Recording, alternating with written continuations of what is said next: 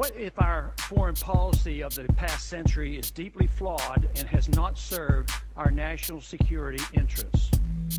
What if we wake up one day and realize that the terrorist threat is a predictable consequence of our meddling in the affairs of others and has nothing to do with us being free and prosperous? What if propping up repressive regimes in the Middle East endangers both the United States and Israel? What if occupying countries like Iraq and Afghanistan and bombing Pakistan is directly related to the hatred directed toward us? What if someday it dawns on us that losing over 5,000 American military personnel in the Middle East since 9/11 is not a fair trade-off for the loss of nearly 3,000 American citizens, no matter how many Iraqi, Pakistani, and Afghan people are killed or displaced?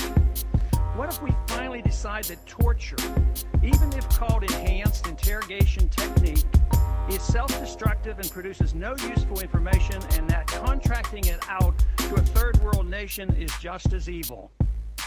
What if it is finally realized that war and military spending is always destructive to the economy? What if all wartime spending is paid for through the deceitful and evil process of inflating and borrowing? What if we finally see that wartime conditions always undermine personal liberty? What if conservatives who preach small government wake up and realize that our interventionist foreign policy provides the greatest incentive to expand the government? What if conservatives understood once again that their only logical position, military intervention, and managing an empire throughout the world?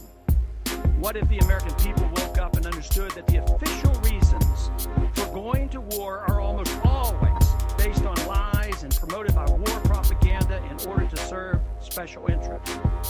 What if we as a nation came to realize that the quest for empire eventually destroys all great nations?